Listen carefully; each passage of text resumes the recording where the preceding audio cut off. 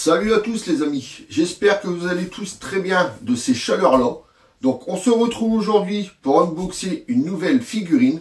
Donc aujourd'hui on va s'unboxer le lot C de l'Ichiban Kuji Dragon Ball Dragon History 2 qui est sorti le 12 avril 2025 au Japon. Donc on perd pas plus de temps, on fait le tour de la boîte. Allez, c'est parti. Alors sur la boîte on peut retrouver Ichiban Kuji, la licence Dragon Ball Z. Le nom de la Kuji, Dragon History 2. Ici, on retrouve Bandai Namco, le lot C. On a ici une photo de la figurine qu'il y a à l'intérieur. Sur le côté, on retrouve encore une photo de la figurine sur un angle différent. Le nom de la Kuji. À l'arrière, le nom de la Kuji. Encore notre figurine. Les inscriptions en japonais. Ici, on retrouve la figurine de face marquée Cell en haut et Vegeta en bas avec le nom de la Kuji juste ici. Au-dessus, on retrouve la lettre C. Ici, on retrouve le nom de la Kuji. Le petit sticker, comme quoi ça vient du Japon. Et en dessous, on a l'habitude, il n'y a rien du tout. Donc maintenant, on prend notre cutter et on décèle la boîte. Donc on ouvre ici, là on l'enlève tout de suite si j'y arrive. À chaque fois là c'est l'ouverture, j'ai toujours du mal. Voilà. Donc la poignée pareil, bien coupée. Hop, normalement c'est bon. Donc on ouvre de ce côté-là. On ouvre ce côté-là. Donc, voilà comment ça se présente à l'intérieur. On a encore le plastique rigide pour protéger la figurine. Bon, ça c'est bien, mais comme je le dis à chaque fois, pour ranger les boîtes, c'est emmerdant. Donc, voilà comment est la figurine en sortie de boîte. Donc, comme d'habitude, je déballe tout ça et on se retrouve pour le gros plan. A tout de suite.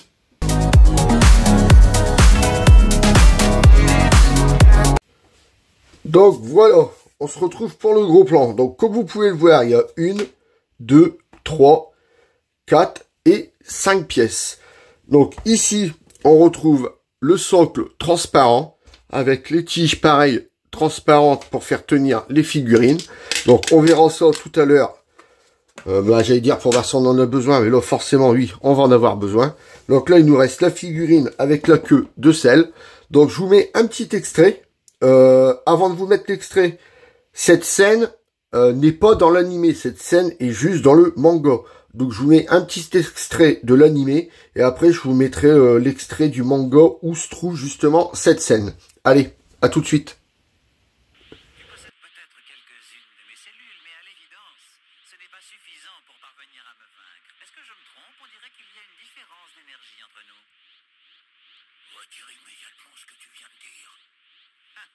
Tu ne supportes pas qu'on te dise la vérité en face, c'est la caractéristique des perdants. C'est faux, tu dis n'importe quoi, tu vas me le payer très cher, Vegeta.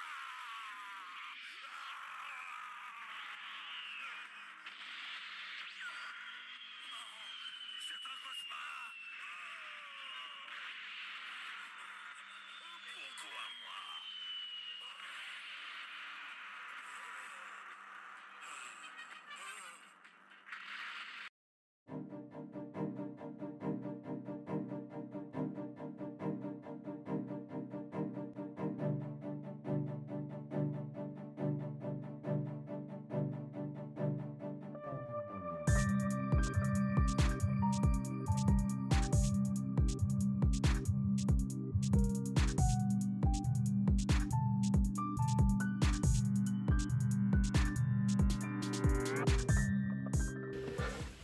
Donc voilà, allez, on va se décortiquer tout ça. Alors déjà, ma première impression, je ne la voyais pas aussi grosse. Donc on va déjà mettre la queue de Cell. Hop, alors voilà, avec la queue de Cell, la dimension que ça prend.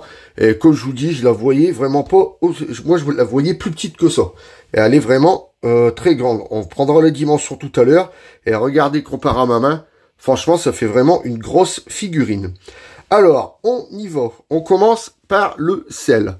Alors, le sel, regardez-moi ça. Les yeux, enfin, la tête qu'il a. On voit qu'il en chie carrément. Les yeux injectés de sang. Regardez les veines qu'il a dans ses yeux. Franchement, c'est très, très bien fait. De l'autre côté, c'est pareil. Regardez ça, les veines qu'il a dans ses yeux. La bouche grande ouverte. On voit bien qu'il en chie avec un coup de pied en plein dans l'estomac. Les taches, donc les taches, ce sont bien des taches creusées. C'est pas de la peinture qui a juste été posée dessus. C'est vraiment des taches creusées et peintes à l'intérieur. Franchement, c'est très très bien sculpté. Ici, on retrouve son haut de crâne, donc un noir brillant. À l'intérieur de ses antennes, ça nous fait un noir mat. Franchement, j'adore la couleur. Donc, de l'autre côté, ici, on retrouve, on va dire son oreille. Le orange, tout le tour de sa tête. Donc, sa bouche grande ouverte avec sa langue qui dépasse. Ici, sur tout le corps, donc il y a bien sûr tous les points sur tout le corps. Et c'est bien creusé sur tout le corps et peint à l'intérieur. Vous voyez, on le voit là. Bon, la tache n'est pas peinte tout à fait... mais on va pas se plaindre. Franchement, au lieu de nous avoir mis juste des points de peinture, ils nous ont vraiment bien sculpté tout ça. Franchement, j'adore le rendu. Donc, le vert, ça nous fait un vert foncé ici. Là, un vert un petit peu plus clair. Bon, bah, sa queue est tombée. On ramassera ça tout à l'heure. Donc, le coude, pareil, vert foncé. À l'intérieur, ça nous fait du bleu. Vous voyez, à l'intérieur de ses articulations, là, bleu. Ici, on le voit bien, ça nous fait du bleu aussi. Donc là, pareil, vert foncé sur l'épaule. Un vert clair sur le biceps. L'avant, ses avant-bras, ça nous fait un noir brillant. Je sais pas pourquoi ils nous ont pas mis un noir mat. De l'autre côté, pareil, un noir brillant. Quoique non, je préfère un noir brillant qu'un noir mat, parce qu'un noir mat, je pense pas que ça aurait rendu pareil. Ici, en dessous de son cou, par contre, c'est du noir mat. Ici, sur ses côtes, pareil, vous voyez, en dessous de son bras, là, c'est du noir mat aussi. Là, on retrouve un orange foncé. Pas de nuance de couleur dessus. Mais je vous dis, la figurine, même sans nuance de couleur, elle est vraiment très très belle. À l'arrière, donc, on retrouve ici encore les taches bien creusées et bien peintes. Donc là, on va lui mettre sa queue qui est tombée. Donc sa queue, donc on retrouve bien le orange ici tout le long. En dessous de la queue, on retrouve du noir mat. Le petit piquant qui va au bout, qui lui sert à absorber les cyborgs pour se transformer. Donc là, on arrive sur ses godasses. Donc ces godasses, ça nous fait un orange comme ses côtes. Un orange simple, pas de nuance de couleur dessus. De l'autre côté, c'est pareil. Les mains, regardez les mains. Les mains bien réalisées, bien sculptées. Vous voyez, ça ne lui fait pas du tout pâté. Il y a bien ses ongles à chaque bout de doigt. Ils n'ont pas été oubliés. De l'autre côté, c'est pareil. Vous voyez, la main, ça fait pas du tout pâté. Ça fait pas dégueulasse. Il y a les ongles aussi à chaque bout de doigt. Donc franchement, nickel. Ensuite, le Vegeta qui l'attaque. Alors on va le prendre à l'envers. Donc, bon, j'enlève la queue parce qu'elle va me faire chier à chaque fois. Alors le Vegeta, ici, on tombe sur une chevelure jaune, un jaune mat. Donc ça nous fait un jaune foncé qui perd d'en bas. Et plus ça monte, plus le jaune pâlit. Et vous voyez, en haut de sa mèche, ça nous fait un jaune pâle, limite blanc. Et franchement, j'aime bien la nuance. Plus tu montes, plus le jaune s'affaiblit. Franchement, ça fait vraiment très beau. La tête du Vegeta, on voit bien que le Vegeta veut en découdre avec le sel. L'armure, bon, l'armure, je trouve qu'ils ont été un peu vite pour faire l'armure. Donc là, les pecs, c'est bien fait. Bon, malgré que l'armure, ça nous fait un blanc... ça fait vraiment effet plastique, hein, ça fait dégueulasse l'armure. Le marron, vous voyez qu'ils ont été vraiment à l'arrache. Ça a vraiment été peint à l'arrache, vous voyez, ça va même pas jusqu'au bout. Les bretelles de l'armure, bon, il n'y a rien à dire sur les bretelles. Par contre, la couleur, ils auraient dû faire un marron plus foncé. Donc, dans son dos, c'est pareil. Le marron, ça fait le même marron, un marron beige, comme le même qu'il y a devant. Là, on peut voir que ça n'a pas été peint non plus jusqu'au bout. C'est vraiment malheureux parce que le sel est vraiment bien fait. Mais le Vegeta, je pense qu'ils se sont laissés aller. Donc les muscles, par contre les muscles vraiment bien dessinés, regardez. Sur sa jambe, sur sa cuisse, on retrouve bien les muscles dessinés. Sur l'autre jambe, c'est pareil. Ses bras, regardez, avec le magnifique bleu de sa combinaison, ça nous fait bien ressortir ses muscles. Ils nous ont fait quand même des nuances pour bien faire ressortir les muscles. Ouais, de l'autre côté, regardez sur le bras.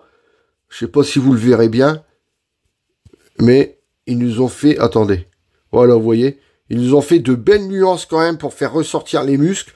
Mais question armure, la peinture, tout ça, ils se sont vraiment laissés aller parce que la peinture, elle est vraiment dégueulasse. Ensuite, c'est Godas. Donc, c'est Godas, ça nous fait pareil, un blanc pâle avec le bout. Bon, là, le bout, on va dire que c'est peint à peu près bien. De l'autre côté, donc pareil, blanc pâle.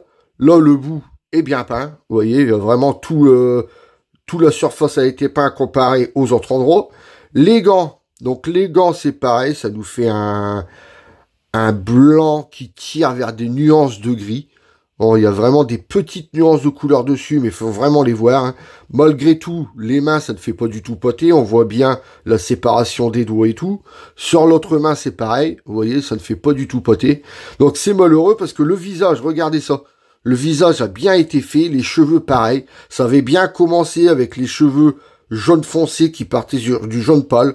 Mais j'ai l'impression que plus on descend sur la figurine, pire c'est. Ben, du moins, l'armure, c'est l'armure qui fait tâche sur ce personnage parce que le reste, vous voyez, les jambes, la couleur de la combinaison, les nuances qu'ils ont fait, c'est vraiment très beau.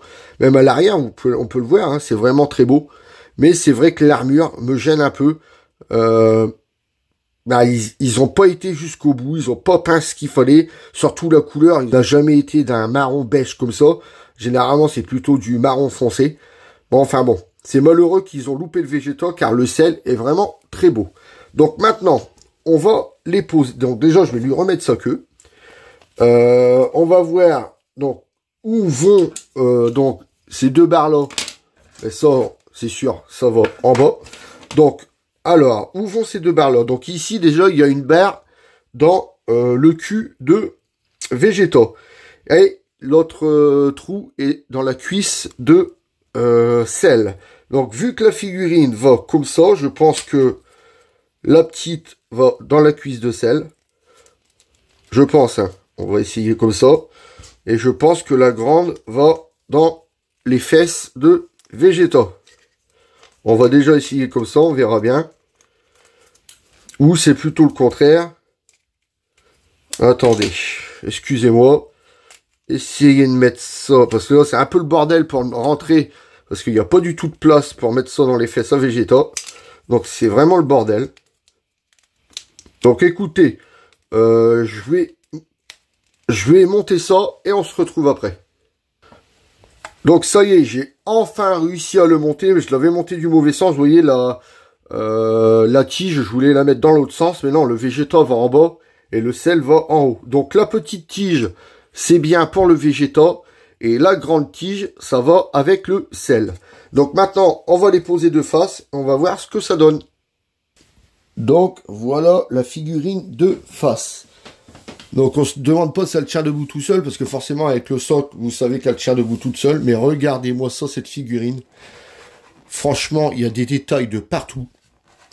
Elle est vraiment très très belle. Je vous dis, c'est un petit peu dommage qu'ils ont raté le Vegeta, parce que le sel est vraiment magnifique. Ils ont bien fait tout sur le sel, les couleurs, le sculpte, les points dessus, bien creusés, bien peints. C'est malheureux que du moins le Vegeta est bien commencé, mais l'armure, j'aime pas trop. Enfin bon, maintenant on va prendre les mesures de la figurine. Alors de face, on va la prendre comme ça, et donc on va commencer les côtes comme ça. Alors en hauteur, on va prendre ici avec le haut de sa queue. Donc en hauteur, ça nous fait du 21 cm en hauteur. En largeur, donc c'est la tête de sel avec avec le bout de sa queue. En largeur, ça nous fait du 24 cm en largeur. Et en profondeur, donc en profondeur, on va le prendre comme ça.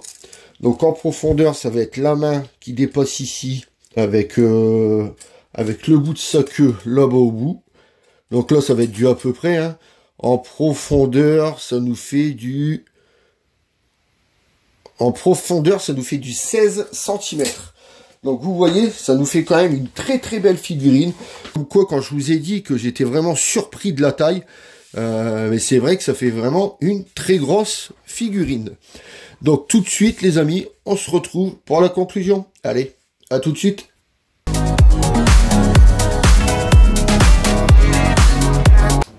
Et voilà, on arrive pour la conclusion. Donc aujourd'hui, je vous aurai déballé le lot C de l'Ichiban Kuji Dragon Ball Dragon History 2, sorti le 12 avril 2025 au Japon. Et le lot C, ça représentait Cell avec Vegeta. Donc maintenant que je vous ai donné mon avis, à vous de vous faire le vote. Si cette figurine vous intéresse, vous pouvez la retrouver sur le site Figurine DBZ. N'oubliez pas aussi les codes promo. Donc il y a CED-goodies pour avoir plus de goodies dans votre commande. Et au bout de la 10e commande, vous avez le droit à un cadeau surprise. Et vous avez aussi le code promo CEDfigurine 5. Et vous aurez le droit à 5% de réduction sur tout le site. Si ça vous intéresse, tout est marqué en description. Donc sur ce, on arrive à la fin de la vidéo. Si vous avez aimé, lâchez-moi des pouces en l'air. Si vous n'êtes pas encore abonné, venez vous abonner. On s'approche des 800 abonnés, donc bientôt un concours en vue. Vous pouvez aussi me retrouver sur Instagram, TikTok et Twitch. Tous les liens sont en description. Sur ce, je vous laisse en compagnie du box et je vous dis à très bientôt pour une prochaine vidéo. Salut à tous!